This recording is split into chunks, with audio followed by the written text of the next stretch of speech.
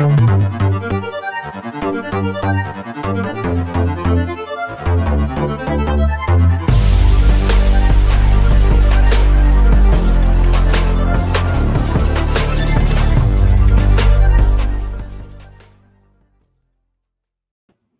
up, folks? You know what time it is. It's Thursday night, TCR Live. I am joined, as always, with my good friend, Aarron Van Buren. Aarron, how are you, dude? Great. The greatest tradition on Cardinals YouTube every week.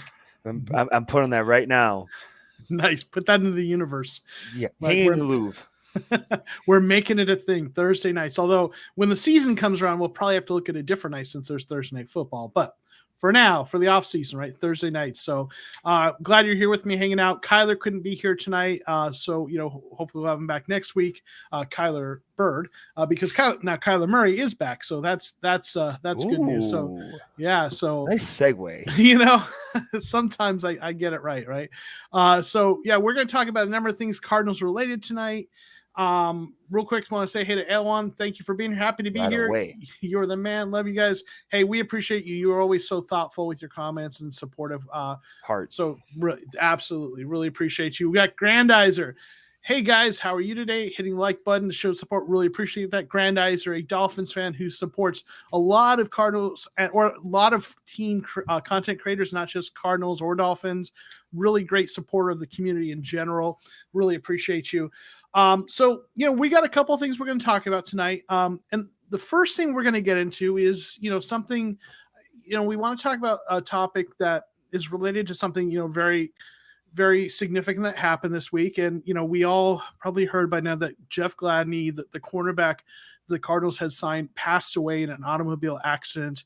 And I believe his girlfriend was also in the car with him, or there was someone else who passed away, a woman. 26-year-old female, yeah. Okay. So, before we get into, any football talk related that's adjacent to that, we want to acknowledge, the humanity of this. As I tweeted out something to the effect that, today someone is grieving a son, a brother, and a friend, right? So someone lost a son, someone lost a brother, someone lost a friend, when that happened. And, obviously that's a tragedy, anytime, someone dies, before their time. So our hearts go out to the family and friends of Jeff Gladney. And, we had a conversation about, when the news broke, should we do maybe a live stream to kind of talk about it? And we kind of agreed that no, at that time, when the news had just broke, we need to just give it some space for it to be a moment of grief and remembrance, and not too soon jumping into football questions that are subsequent to that. Letting the humanity be prime. When it first happened. So we really didn't do anything with talking about the cornerback room or anything like that. But there is a point where as Cardinals fans, we do have some questions that we're going to ask about what the Cardinals are going to do with the cornerback room. So we just want to be sensitive to the fact that that there are more important things in football. There are more important things in the Cardinals cornerback room. So we want to acknowledge that and send our thoughts out to the family and friends of Jeff Gladney and, put the humanity of that first. But we are going to talk about what the Cardinals will need to do with the cornerback room, because, the football reality of this is that, they have to figure out something. They have one fewer person on the roster than they originally planned at cornerback. And, that's something we're going to talk about. And, Koopa Troopa 33, rest in peace. Absolutely. So I wanted to acknowledge that before we got into the football side of it. Right. But I feel like, now we're at a point where I think, we can talk about that. So the first topic we are going to talk about is, what's next for the cornerback room with the Cardinals. Now that we look at the quarterback room being, Byron Murphy Jr., Marco Wilson. We have Antonio Hamilton, who played pretty well for them last year as a slot corner. They have Breon Borders still on the roster, I believe. Yeah, that, and then they have Christian Matthew, who they drafted, right? I think in the 7th round or sixth or 7th round, late on day 3. So, Aarron, what do you think? And I'm also, for this conversation, I'm going to put up on the stream just a list of the free agent cornerbacks that are still on the market. So, Aarron, why don't you start what you think is next for the Cardinals cornerback situation? As much as I thought that, Marco Wilson was kind of going to go, take what his rookie year really should have been, just, ride the bench and not in a bad way and, learn from the veterans. Marco Wilson's going to be out there. We're going to see him a lot, and hopefully the experience that he had from last year is hopefully only going to make him better this time around. And then, and cornerbacks for me and stuff like that, it's for me, it's always like something I have struggled just to understand all the terminology and who fits in where. So excuse me if I'm wrong, but I think Antonio Hamilton might play more of a slot role. I'm not sure if you would agree with that. That's where he played a lot, and I think played well last year. I think he makes a lot of sense as a backup slot, or maybe a guy who they rotate in some in slot. Yeah. Yeah. And then the other thing is Byron Murphy had a good year, in one way, but he also still allowed, I think, over 70 to 73% of his passes when targeted. So if we could kind of decrease that a little bit, make him into we don't need him to be a shutdown corner.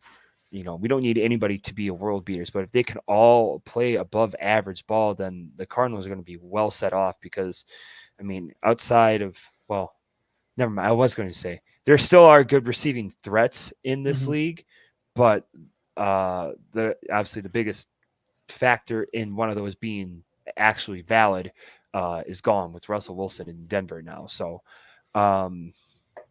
that's what I think, just based off of that, without getting into signing all these other players. Yeah. So I think Byron Murphy, he played really well in the slot. He struggled when they've asked him to be a number 1 cornerback on the outside. I do think Byron Murphy Jr.'s best role, in my opinion, is a slot cornerback, and maybe plays outside some, but he's not the number 1 cornerback. He needs to be, in my opinion, unless he takes a step forward, which happens sometimes. But based on what we've seen so far, I think Byron Murphy Jr. makes sense as the number 2 /slot corner. Wilson is going to be playing outside. That's where they play him. And then, Hamilton as a slot. So I think what they need is an outside corner and someone who can start, right?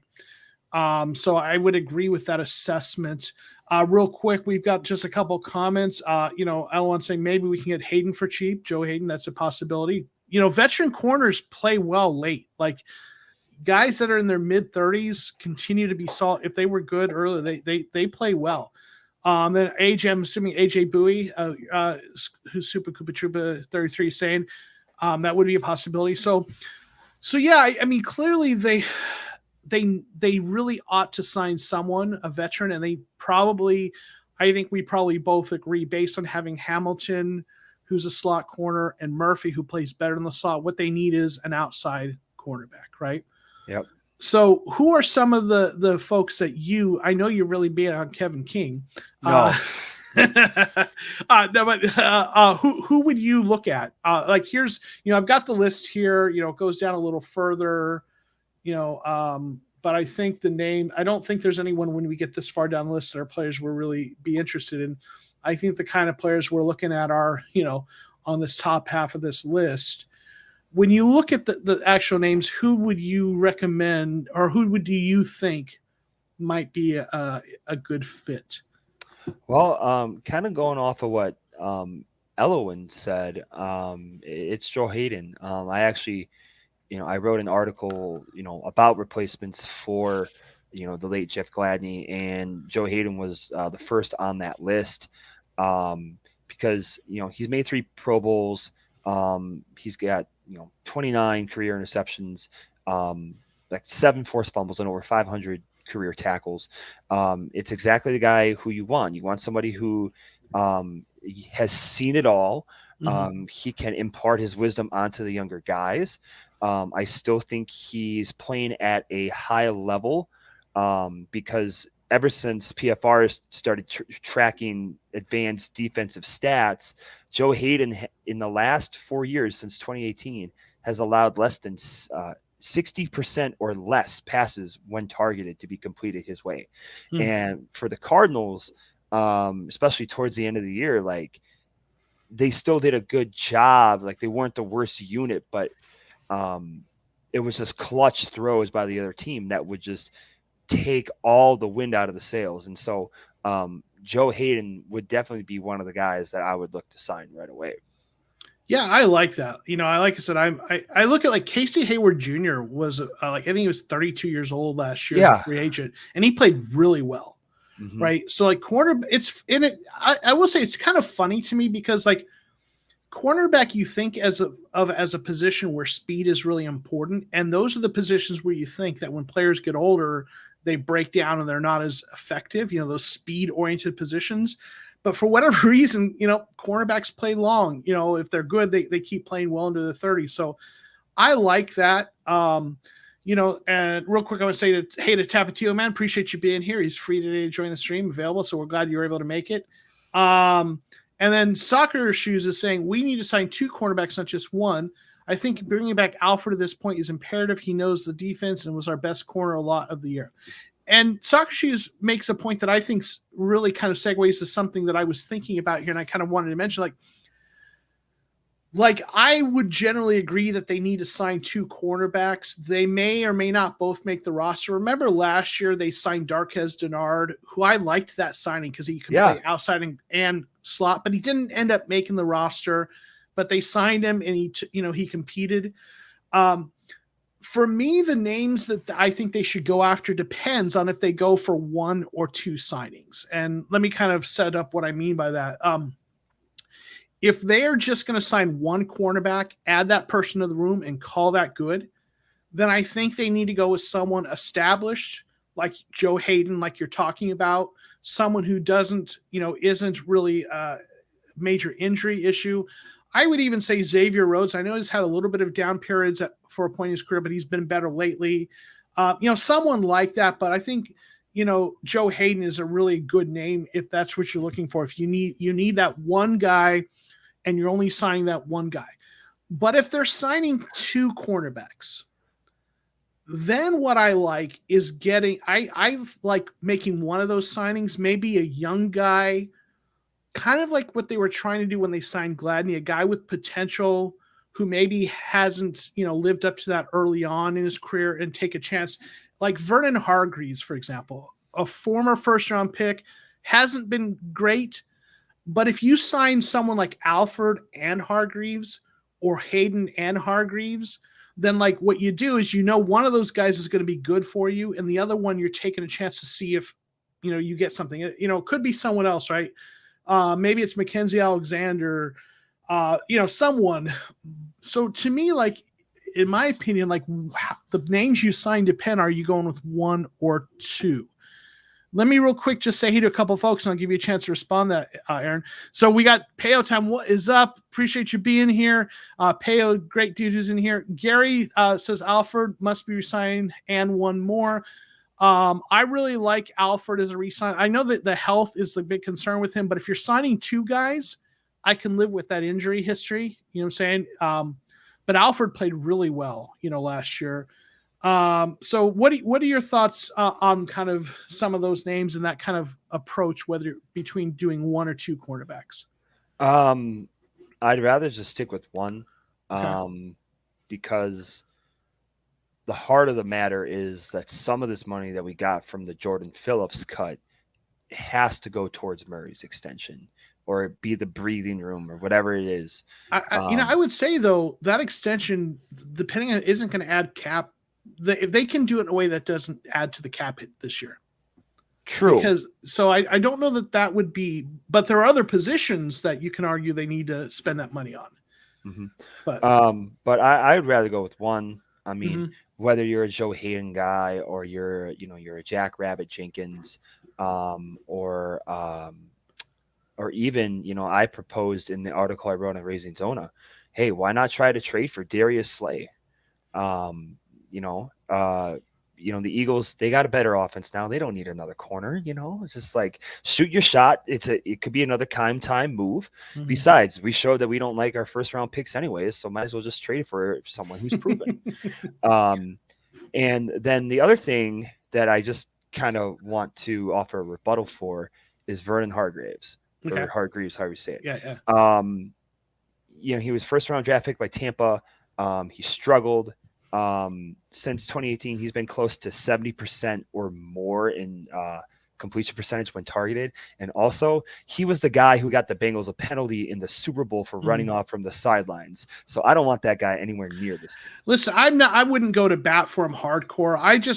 More in general, what I look at is there a guy who's young, who had the tools to get drafted high, right, and you think you could develop him a little bit and coach him up, and he kind of fits that. But I don't know that I feel strongly about that. So and maybe what you do is you go with Alford and Hayden. Maybe you get two guys in there. I don't know if they're going to do that, but yeah. So that'd be interesting. I real one quick say hey to, we got Paul, who really good dude, who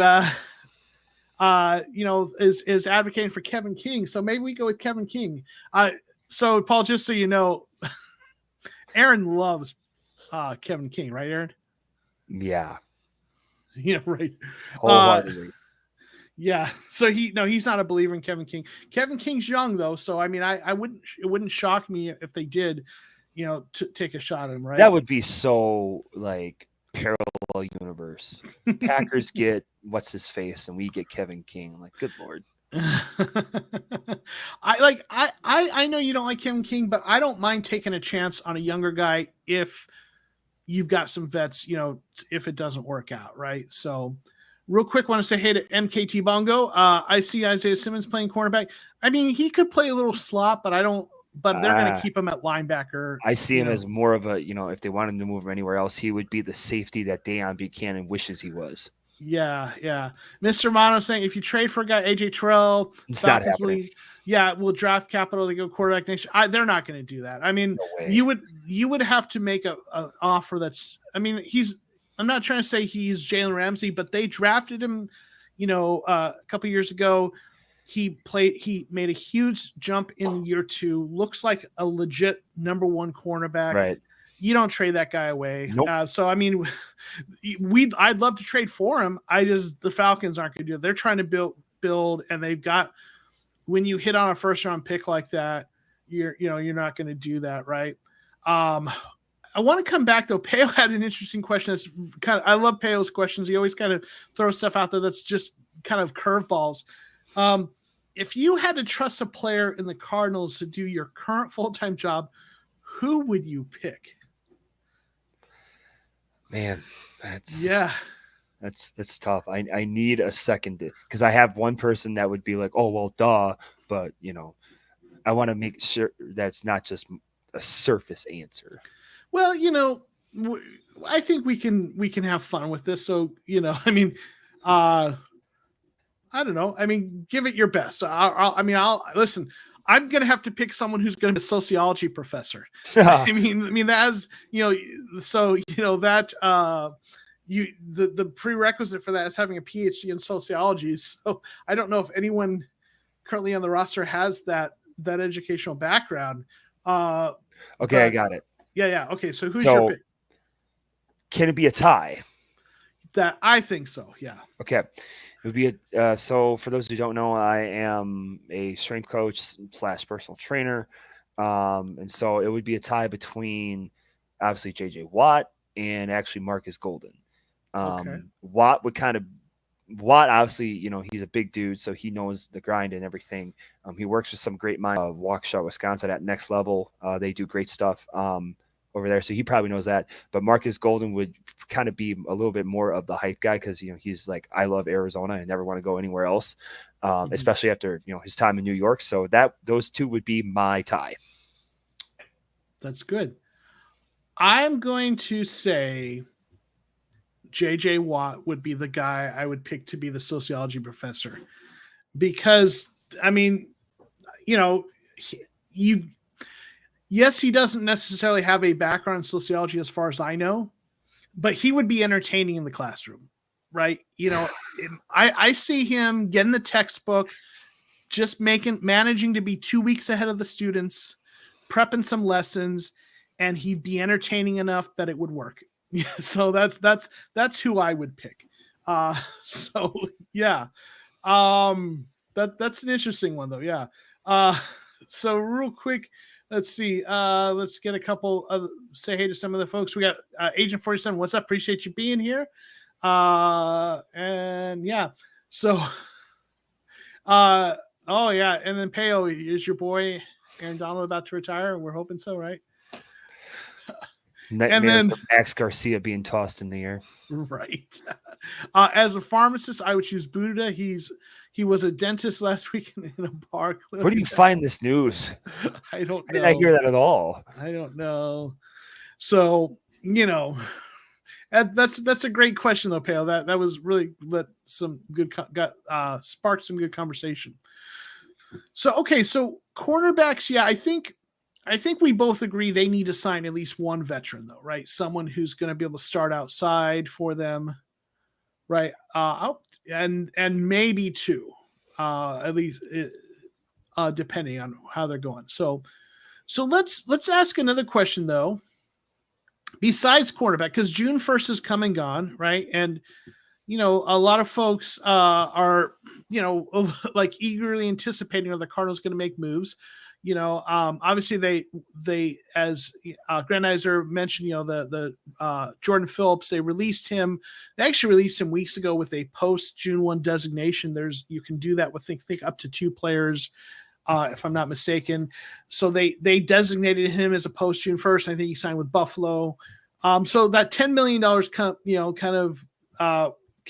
came off the books, or I should say the $10 million cap relief happened today.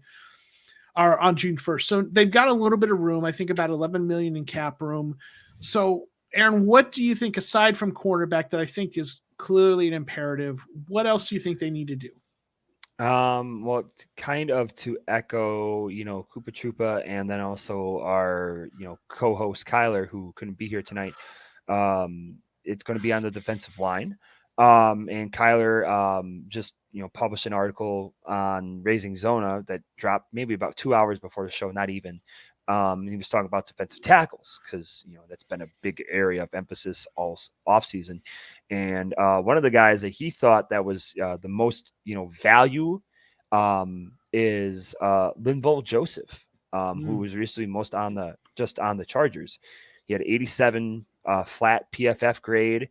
And you know, he's just been one of those elite run stuffer guys in the league. And you know, I was hoping that before he signed with the Chargers that the Cardinals would kind of try to go over there and get them. But no, Linval Joseph could be on there. You could also look at Ndamukong Suh maybe. Now that would be one hell of a lineup with Suh and Watt on the same line. So hopefully the interior between the 3 techs is where we're getting our next player. Okay. Let's see. I'm going to bring up, if I can, hopefully I get this right. Here's what I'll do. I'm going to bring up some of the screen. Here we go, of the defensive tackles, right? Because I would agree, right? We need a defensive tackle, right? Defensive lineman. So looking at, you know, I think Linval Joseph, a veteran who's been really good, is a great pick. I think Sheldon Richardson, I agree. Is also in there, yeah. Yep. The name I keep coming back to, and I like going with these guys that were like higher draft picks that maybe people are forgetting about, is Danny Shelton. Oh, yeah, you said that the last time. I did, and I stand by. You know, I think he could. You know, he could be that nose tackle. You don't. You know, he's just going to be in there, help stuff the run, be some depth between him and Rashard Lawrence. Rotate those guys at nose. So I like those guys. Oh, Aaron's got to step away for a second. So I like that. Real quick, while Aaron's attending to something, let me say hey to some of the folks that jumped into the stream. So we got Austin Harris from Never heard of that, but yeah, cool. Austin Harris from Ash Fork AZ. Appreciate you being here, Austin. Thank you for being here. Where's everybody watching from? Put it in the chat. Yeah, there you go. We got Claude R. Hey guys, got to make it for stream. Excited for Sanders. Yeah, Myjai Sanders, really excited about him too. A lot of people talk about Ndamukong Suh. I'm not big on Ndamukong Suh. I mean, he's been a good player. He's 35. He's like one of the oldest players on this list. And yeah, I'm not sure. I mean, for me, no, but I get why people would like. He's a big name. I'd rather go with one of the other names. I think Sheldon Richardson. He's one of the younger. He's 31. He's younger than Joseph. Obviously, like I said, Denny Shelton. But I think you just need a good run stuffer though. Yeah, and it doesn't even have to be a star because I like I like some of the guys that they have already in terms of like potential, like Rashard Lawrence. I want him to get some snaps. So someone you can rotate in there for depth. We wouldn't have this problem if they never cut Angelo Blackson at the end of 2020. Just saying. Yeah. I liked him a lot. I thought he outplayed his, whatever contract he was given. It should have been kept, but hindsight's 2020. No problem. Yeah.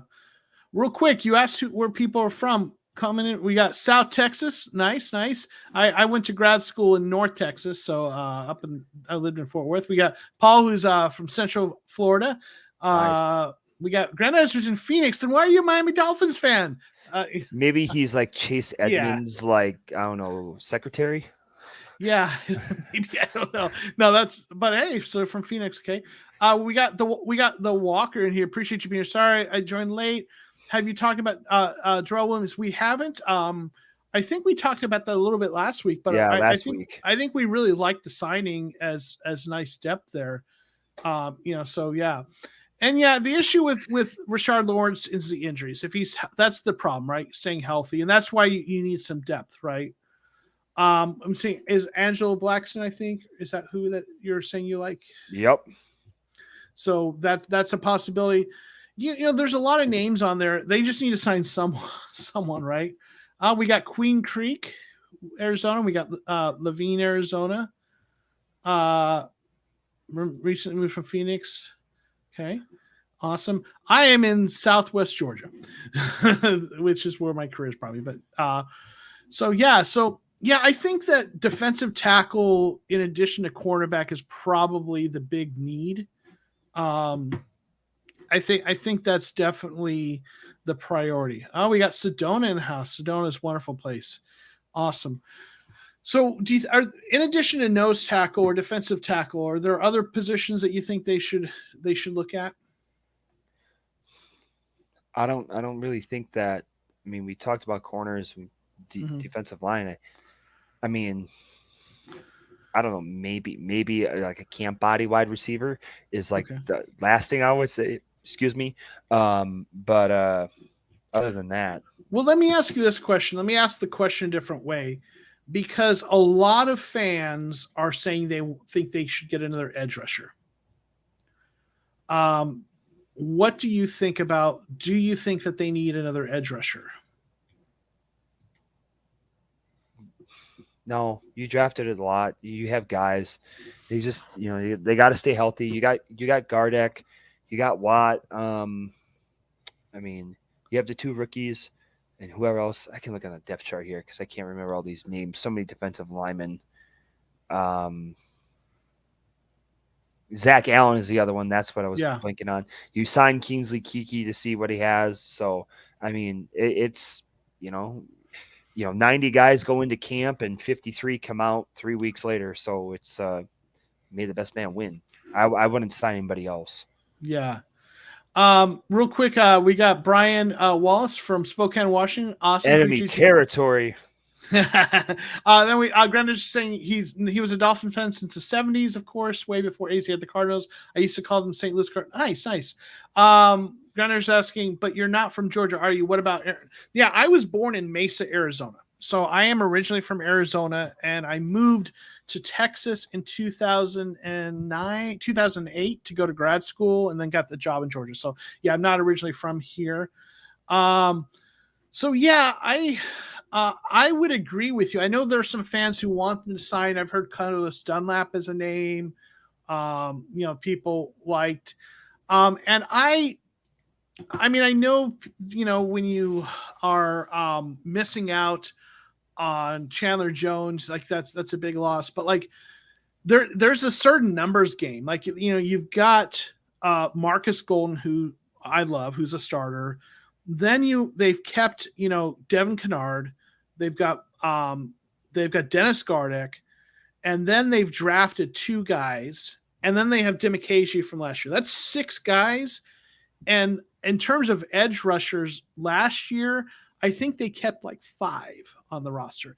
And then, if you have Jesse Luketa, they're going to play him as edge and middle linebacker, inside linebacker. It's hard, he's going to kind of be a little bit of both. So there's a log jam. And I don't know that you add another veteran there, because Vance Joseph has also shown an ability to scheme up that pressure. Right. And as much as people are feeling like the pass rush, are worried about the pass rush, I think a team that has J.J. Watt, Marcus Golden, a couple young upside edge rushers, and Devin Kennard, just a rotation of guys, and Vance Joseph's, that's one thing he does well. I think they're going to be okay with edge rusher. I really do. I feel like it's not going to be I think they're going to get some pressure. Real quick, let me just say hi to a few more folks that jumped in here, and a few other comments. Also, we got Hugo Therapy 973. This is RC3 from New Jersey. Appreciate you being here. Yeah, Brian, we talked about that earlier. Definitely, cornerback is number 1 need, right? So for sure, Supa likes the sacks by committee. Cam Thomas might help on the inside. I think they're going to move him around a little bit too. For sure, he's too lanky for that. I think he could. I mean, I think he might need to put a little bit of weight, but to do that, I think he's going to be outside, and they'll move him up and down the line a little bit, but we'll see. And then you're talking about Jesse Luketa, later linebacker, looks nice edge rusher Jesse Luketa. I'm going to tell you, Jesse Luketa, like in terms of his physical profile and his style of play, is like very much like Marcus Golden. I'm not saying he's going to be as good as Marcus Golden, but like his combine or pre-draft numbers are very similar, which aren't great, to be honest. Golden's pre-draft numbers weren't good. That's one of the reasons he went in the second round instead of the first. But they're both very tenacious. Like they're known to be that way. So I'll be interested to see what happens with him, right? Jesse Luketa, he's still a little bit of a long shot, but I'm pulling for him. Good against run, not so much against rush. Yeah, he's an effort guy, right? So I don't know. I would generally kind of agree with that. I don't think, as much as some fans want more edge rushers, I'd like to see those young guys get some snaps and get some chances to develop. I think J.J. Watt, Marcus Golden, and some of those young guys, I think they can generate a pass rush, and Zach Allen can get a little bit of pressure too. I think they'll be okay. And, maybe Dimikaji takes a step forward. Maybe, we'll see. I don't know. Real quick, say hey to I Am Barrett. Kind of late going to have to watch what I missed over Cap got a $7 million. Hope we get something. They're gonna do something. Kai might be kind of waiting a little bit to see if some players get released. I don't know. But okay. And then besides those two, Mr. Mono saying interior offensive line. And I'll go back to a comment that I think Paul said, what's all this talk about Billy Price's center? They brought Billy Price in for a visit and didn't sign him.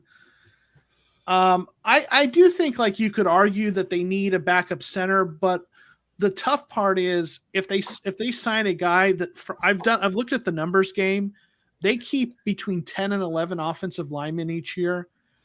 And I like those 2 rookies they got late. I think those rookies should have been 3rd or 4th round picks. I mean, they were projected as that. I like the guys they drafted in day 3 on offensive line. And if you sign someone else, I don't know that you can keep all of them. So, and they might get poached from the practice squad. So I don't know that they'll do that. I think they were working out I think Smith at center some. I know they did that with Max Garcia. That gave us kind of some nightmares, but yeah, I don't know. So yeah, what do you think about the offensive line, Aarron?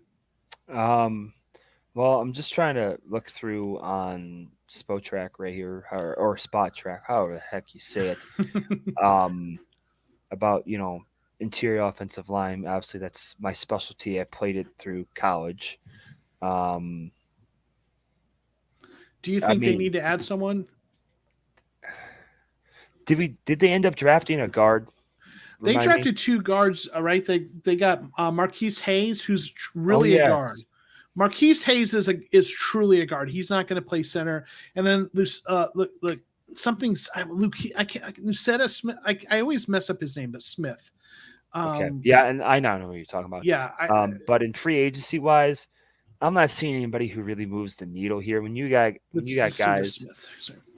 when you got guys up in here, you're like Richie Incognito, Kyle Long, Eric Flowers. I mean, Eric Flowers was moved into guard because tackle wasn't for him, and I experienced that move going from high school to college, but I just don't like any of that. The only center that maybe would be JC Treader, but I don't know.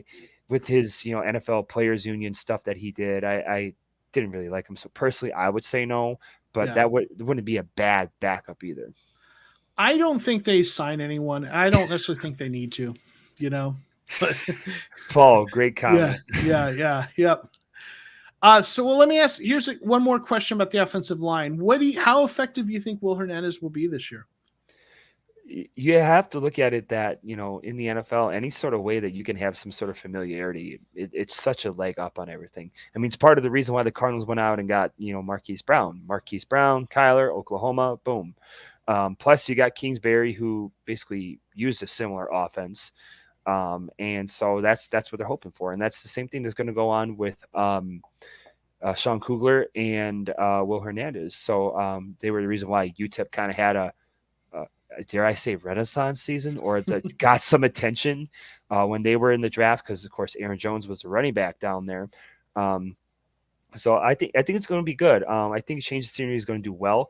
Will Hernandez will actually be on offense where they can score points, unlike the Giants. And so there's a thing most people probably know that, but offensive linemen love to run the ball and get in. And when you can actually get up on the team and then start running the ball, then it's a playground for linemen. And that's where they really make their money, or one of the ways. So I think he'll be effective. This is kind of a side note. I really wish there was some sort of like stats for an offensive lineman, like made block, whiffed block, or got, his block was shed or something. It's just some way I can give like a quantitative assessment on that. But I think it's going to be good. They have like win rates is a stat that's out there that people look at. But it's usually, kind of stat heads who look at that stuff. It's definitely harder. Yeah. You don't have, that's one of the reasons people like PFF, because it gives you, and I know it's not perfect, but at least it gives you something to look at. But I think the pass blocking and run blocking win rates, I think are probably one of them that people use. Yeah. I mean, when I look at Will Hernandez, the physical tools, he's very strong. He might not be as laterally quick, but he's not going to get bull rushed very often. He played well his rookie year. He's back with his coach from college. And, the thing with the way I look at it is like, he had last 2 years, had declined from his rookie year, didn't play great. But even if he only plays as well as he did last 2 years, that's no worse than what we got at a right guard last year. Right. So even if he doesn't take a step towards improvement, we've got a right guard who's no worse than last year, but has a chance to be better. Right. So but I think the upside is there. Ellen, thank you. I appreciate it. I'm the best stat head. I appreciate that. Yeah. I am a little bit of a stat head. Not as much as some, but a little bit. Yeah. Got a question here. I'll let you take a shot at. How do you guys feel about McBride? Will he be starting behind Ertz, or do you believe Max will be the one taking tight end 2? What are your thoughts on McBride? I think that it's going to be your top 2 guys. So it's going to be Ertz and it's going to be Williams, especially because Williams is that established blocker, and Ertz and McBride, I mean, without getting to the film, I would say are equal in blocking skills of right now. We don't know McBride. I mean, Ertz, he can do it. He did do it. That's why LaShawn McCoy had so much success, which I'm pretty sure he played with him. I think that it's going to be Ertz, then Williams, and then the only way McBride sees the field with all of them is a 3 tight end set near the goal line, which would, like, for Arizona, be like mind blowing to see. So, I think Max Williams is not fully recovered from his injury. So I don't know. I don't think it's certain that he'll be playing right away. So if I can't see him starting over and getting serious playing time. Well, if Max Williams is still recovering from injury, then when they go to 2 tight end sets, I think McBride will be in tight end number 2. And my other thing, the Koopa Trooper down there, all I have to say to that is Rondale Moore and Andy Isabella. Case closed. Well, I wouldn't say they played Rondale Moore till he got banged up. They didn't play him enough, but Andy Isabella is a whole different thing. So I think this case is still open for investigation. I don't know. They still never saw the field, regardless. Rondale Moore saw the field. Rondale Moore didn't see the field enough, but he did. Yeah, but not towards the end of the. Yeah, well, he got banged up though. I mean, I listen. I don't think I wanted them to use him more, but like. Okay, so Ertz is clearly number 1, and as long as he's healthy, if they have 1 tight end on the field, it's Ertz, right? So the question is, how much will we see McBride when it comes to 2 tight end sets?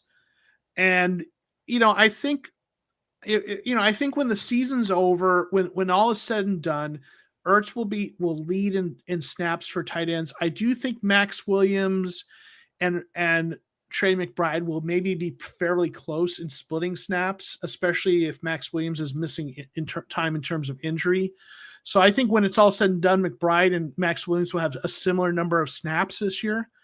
And I think they'll rotate if they they're going to, it depends on the play. If they're wanting to do a really run heavy thing.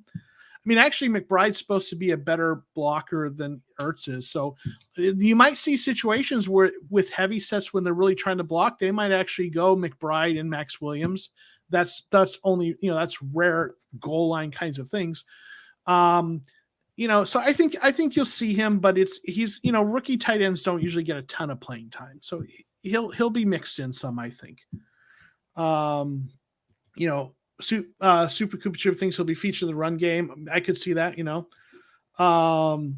let's see. They'll be smart with Max, and with Max. Now that they got McBride, I think they're going to take their time with Max Williams. Right? They want him healthy at the end of the season. So got a bold prediction there. Okay. Let's see which one. You just had it up. Oh, this one. Okay. Okay. All right. We're going to hold you to it. Oh, okay. He may catch the first pass. Okay. So yeah. Okay. Maybe, I didn't see the may, but I thought he said he will. Okay. I get it. Okay. I have a question. When DeAndre Hopkins returns, will Rondale Moore be our slot, or will they have Hollywood there with Green on the outside? What do you think, Aaron? When Hopkins is back, Moore will be just like last year. He'll be gone. He won't see the field. Especially because if you want to play Ertz or you want to play McBride, and then you still got to have some running back in there. Like, if I'm correct, 11 personnel means 3 wide receivers. So someone's going to get the short end of the stick. Now, of course, they could always change it up and a million different combinations, but I just don't see the fact of, with Kyler's height, you have your taller-ish guys out there. Yeah. And even, we'll have to see what Moore does. If Moore can have a phenomenal first 6 games, then I'm going to say the chances of that are less, but that's what I base it on. Yeah. Between the 20s, not when they're necessarily in the red zone, but between the 20s, when Hopkins is back, Hopkins and Hollywood Brown will be the first 2 receivers on the field, in my opinion. Those 2 will be on most snaps. When they get into the red zone, they might, prioritize AJ Green being the bigger over Hollywood Brown. When they have all of them back, assuming they're all healthy, I mean, I think with Hollywood Brown, they're going to play him outside and the slot. That's what they said they're going to do. They're going to move him back and forth and move him around a little bit between those 2. He'll probably play more in the slot, though. He will get more snaps in the slot probably than outside if everyone's healthy, I would guess. Rondale Moore will be the second guy. They're going to rotate Rondale Moore, though. They're going to use him on the jet sweeps. They're going to use him a lot on jet sweeps. They're going to use him a lot on the screens. They might even get the ball out of the backfield some. He's going to be a little more of a gadget player. I do agree that if everyone's healthy, after Hopkins is back, he'll see a decrease in his targets. But hopefully he doesn't disappear. I think they can, with the kinds of stuff they do, they'll rotate him in some, but he's not going to be a full-time, guy who gets a ton of snaps probably. So, yeah. I'd like to see him on kick and punt return and not have the flag hit the football. That was so bad, right? And you were there. Yeah, I was there for that game. Yeah, man. Real quick couple comments. Let's see. We got Craig Atwell. Assuming Kai made a good pick in Christian Matthew, I still think this team needs 2 more cornerbacks. Veteran skill on team friendly deals with incentives. I like Chris Harris and Robert Alford. Yeah, I think Christian Matthew is a little bit of a long shot to make the roster. He might be a practice squad guy when it's all said and done, at least first year. We'll see. I mean, his length and his athletic profile is really good, but he's still a little bit of a project. So we'll see. We got Chris Young in here. Thanks for being here. Good evening, folks. Really appreciate you dropping by. Paul Keontae Ingram is a guy to watch with 2 tight ends, along with Connor doing his then running over people. So doing his thing, running over people. Yeah, I like Ingram. I'm really intrigued to see what he does. I think he's got, I like what I've seen from him on tape. We'll see. And then with Hollywood now, I think we can say AJ Green will get 800 yards again. I mean, is that a double negative? Yeah, I know I do that sometimes. Yeah, I like AJ Green more than some people did. I think he had that one really bad play, but he made some good plays too. But in a perfect world, you don't want AJ Green having to get 800 yards in this offense. You want Rondale Moore making the big plays. You want Hollywood Brown. You've got bigger play guys. You want AJ Green. What you want from AJ Green is when you need a third down conversion, those tough yards with a big receiver who can body up, post up, or you need to get a big 50, big play on a 50-50 ball or in a red zone. Spot plays where you need a big receiver to go up and be a man among boys and pull down that ball. That's what you want AJ Green for. But those aren't necessarily that you don't need him to be getting 150 yards. What you need is, 4 receptions for, 63 yards and a touchdown.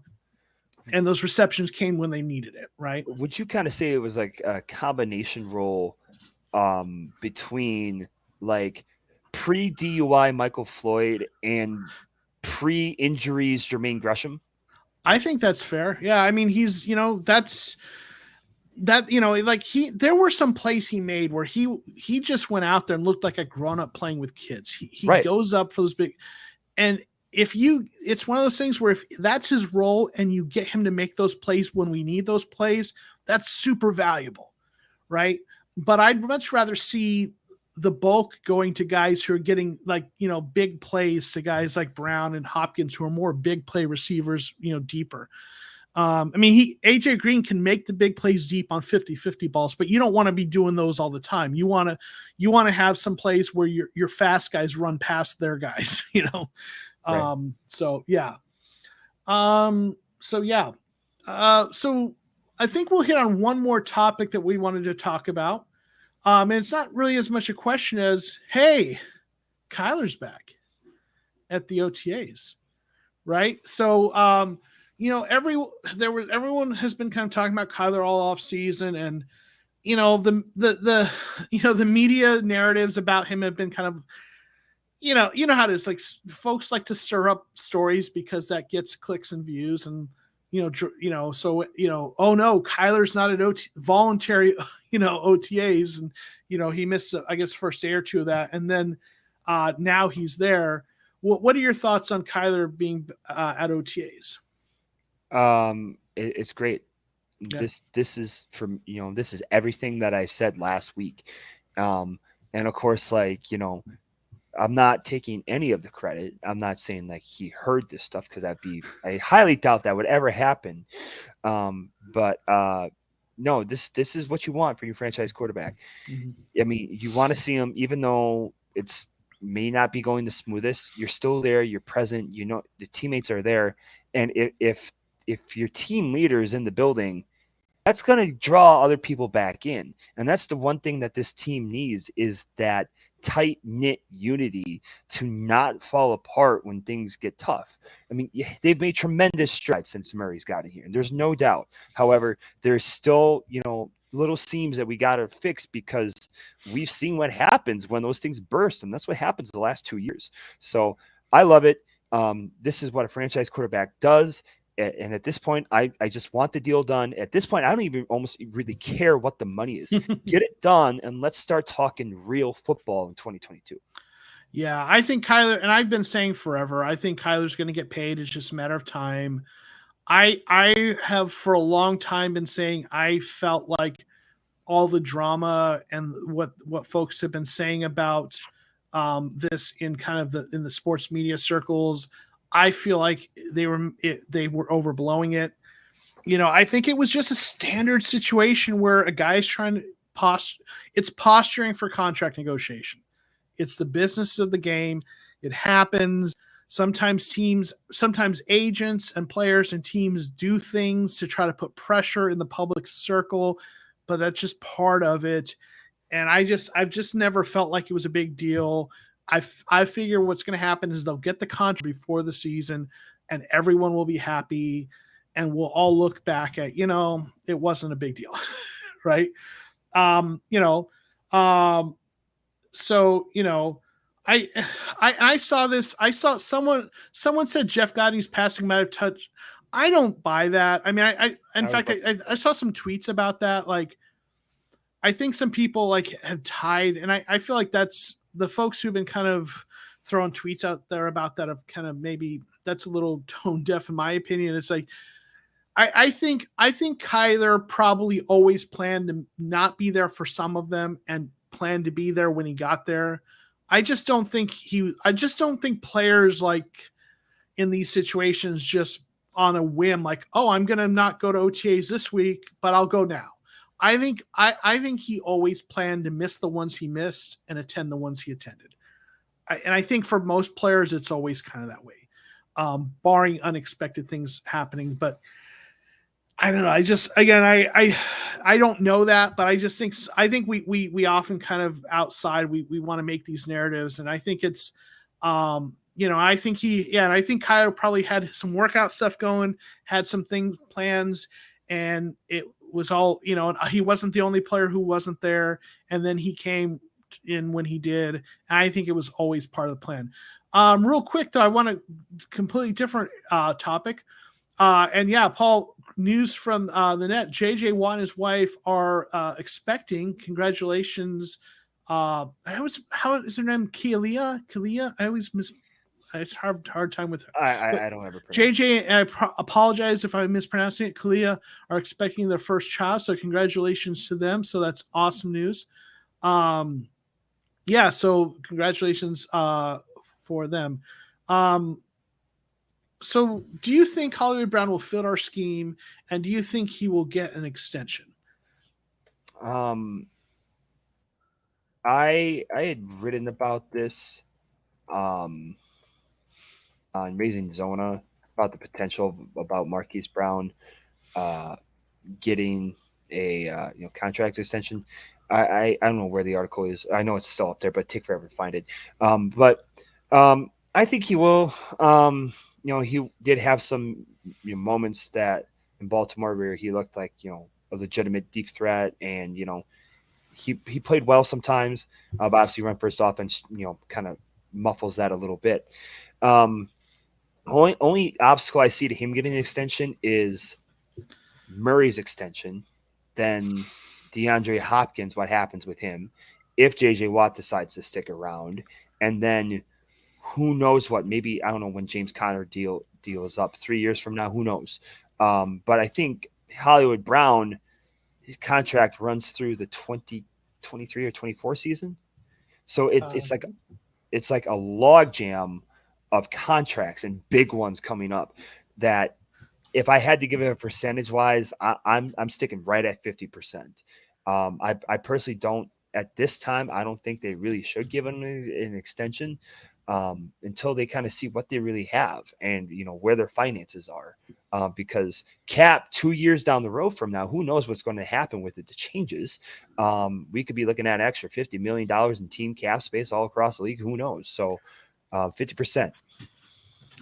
Yeah. So Hollywood Brown is signed, he's including the 5th-year option, right, through 2022 and 2023, free agent going into 2024. And then, Paul's saying too much for 2 wide receivers, talking about Hopkins, contract. Now, Hopkins' contract, his cap hit is big in 20, and then in 2020, he still has a cap hit in 2024 of 26 million. His cap hit 2023 is 30 million. But here's what here's what I think. I don't think they traded for Hollywood Brown without the expectation that they will extend him as long as he works out. As long as he ends up playing well and fitting, I do think he'll fit in the offense. I think, he's a good receiver. They can use him in the slot. They can use him outside. I do think he will. And I don't think you traded for Kyler's buddy, who's a former, who's this really good player, former first-round pick, without the intention, and traded away a first-round pick to do it without the intention of keeping him long-term, right? So I think as long as he plays like they think he will, I do think they will extend him. Hopkins, I think the one season of overlap is the 2024 season. Okay, that's a season where Hollywood Brown's new contract would kick in, and DeAndre Hopkins, still under contract. But a lot of times the way they structure those contracts is that the biggest cap hits are later in the contract. So I could see them doing a contract with Hollywood Brown where the 2024 season isn't too bad of a cap hit. And then, DeAndre Hopkins, that's the last year of his contract. And, maybe they don't extend him, or maybe they do, but for a more reasonable number. I think they'll find a way to make the cap numbers work. I don't think it's going to be a problem. And the cap goes up every year. I think they'll find a way to make those 2 contracts work. And I do think that they will keep them. So, yeah, that's my take. We'll see, right? That's a long way. Yeah. And, the Walker saying the 2024 cap, 300 million due to Amazon and gambling, listen, the cap is set as a % of revenues.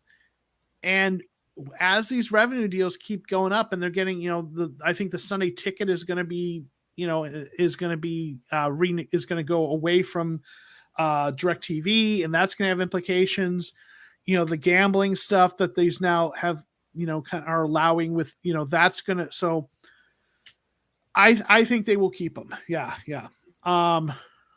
Let's see. Hopkins has reworked his contract already to free up money. I'm sure he would do it again as long as it's converting the money into signing bonus and saying, yeah. And I think, listen, they'll find a way to make that work. I really think they will. Tanner Seymour made it. We're glad you made it right. Very close to the end, but so I don't know. Yeah, I think they will.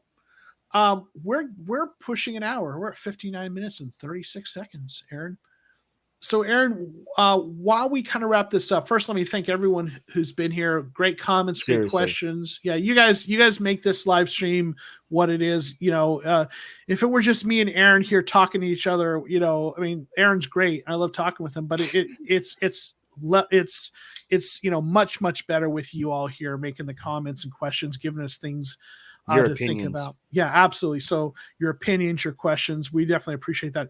Aarron, tell folks where to find you and anything else that you want to kind of, any other parting shots you want to make before we get out of here. Yeah.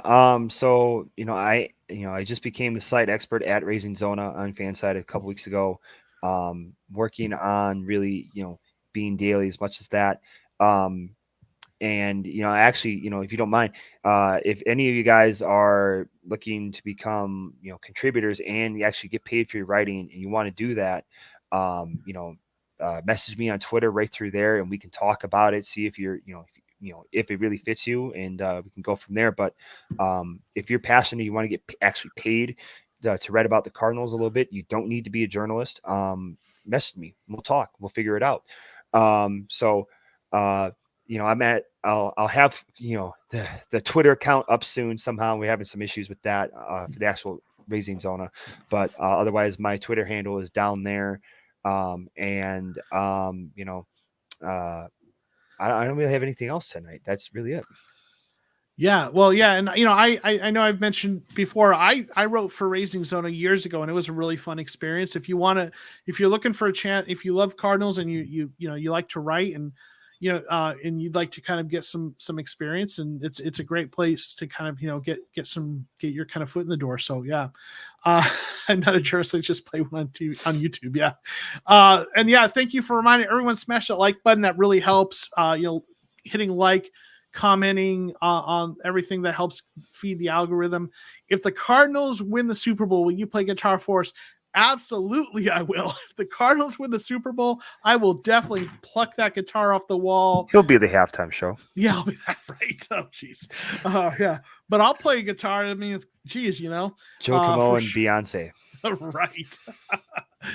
She'd be the star of that show, that's for sure. So yeah, definitely follow Aarron on Twitter if you haven't already. Yeah, clip it, like, right, so it's been yeah. It's definitely out there, right? Follow Aarron on Twitter, and if you're not following me on Twitter, follow me at JoeComo13, as you see on right here. Close enough. Yeah, there we go. I got it almost. Anyway, yeah. And thank you everyone for being here. We'll see you next week on Thursday. And as we head on our way out, I'm going to go ahead and put up my shout out for the channel members. I want to thank the folks who, have committed to be channel members, helping support, and invest in the channel and what I do here. So thank you, everyone. Thank you, Aarron. We'll see you all next week. Peace.